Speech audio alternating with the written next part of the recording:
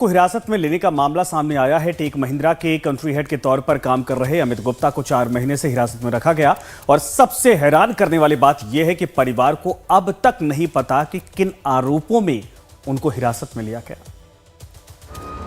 दिल्ली के इस घर में मातम पसरा है। एक मां अपने जिगर के टुकड़े को देखने के लिए तरस रही है।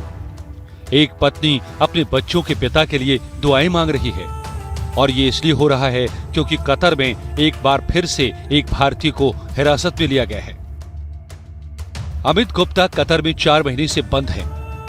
अमित टेक महिंद्रा के कंट्री हेड के तौर पर कतर और कुवैत में काम कर रहे थे। 1 जनवरी को कतर स्टेट सिक्योरिटी ने उन्हें हिरासत में ले लिया। इसके बाद न तो अमित की रिहाई हुई और न ही ये साफ हुआ कि उन्हें किन आरोपों में हिरासत में लिया गया है। हमारे साथ आकांक्षा है, अमित की पत्नी। अमित, 4 महीने पहले क्या हुआ अमित की? वो 1 जनवरी को खाना खा के डिनर करके जा रहे थे अपने घर की तरफ। एक गाड़ी ने आके उनकी गाड़ी को रोका और कुछ आदमी उनका ले गए अपने साथ। और उसके बाद वो जब ले गए तो उसके हमें फिर उनका कांटेक्ट नहीं कर पाए हम उनसे। उनका हम कॉल करें तो उनका फोन स्विच ऑफ आ रहा है कंटिन्यूसली। 1 दिन 2 दिन तीसरे दिन फिर हमें कंसर्न लगा कि क्या बात हो गई। फिर हमने पता लगवाया तो हमें यही पता चला कि उनको जो है कतर स्टेट सिक्योरिटी वालों ने अपने पास रखा हुआ है। 4 महीने से किसी को नहीं पता कि अमित को किन आरोपों में गिरफ्तार किया गया है। क्यों हुआ, क्या हुआ, कुछ समझ में आता है कि आखिर अचानक ऐसा कैसे हो गया कि 1 जनवरी को सर्विस वाले, सिक्योरिटी सर्विसेज वाले आते हैं, अमित को ले जाते हैं? यही तो हम जानना चाहते हैं।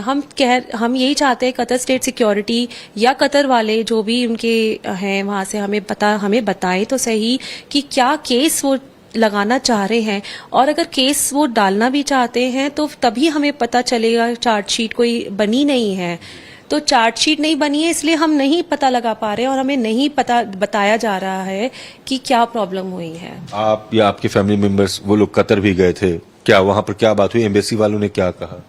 एम्बेसी वाले तो उन्होंने परमिशन ली पहले तो और मेरे इन लॉज को लेके गए और उन्होंने मिलवाया अमित से।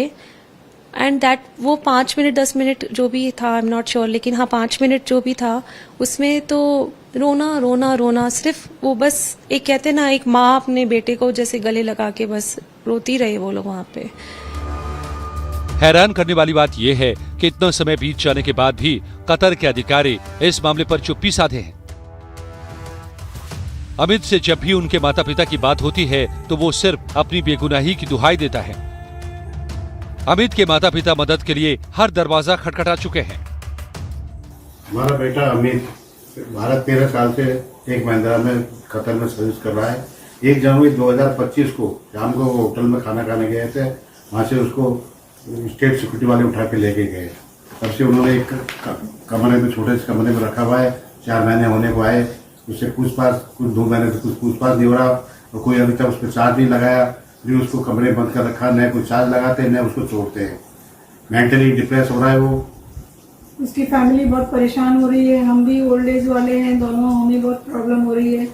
तो हमें हमारी वहाँ की सरकार और इंडिया की सरकार से ये रिक्वेस्ट है कि हमारे बच्चे को जल्दी से जल्दी वहाँ से मुक्त किया जाए और उसके साथ न्याय दिया जाए। परिवार ने इस मुद्दे पर पीएमओ और विदेश मंत्रालय से भी संपर्क किया है। विदेश मंत्रालय के अनुसार इस मामले में जांच जारी है और दूतावास इस मामले में सभी जरूरी कदम उठा रहा है। He has been detained in Qatar. We did request for a consular assistance and our embassy officials met him on 28th March to inquire about his well-being. We are in touch with his family members. We are also in touch with his lawyers.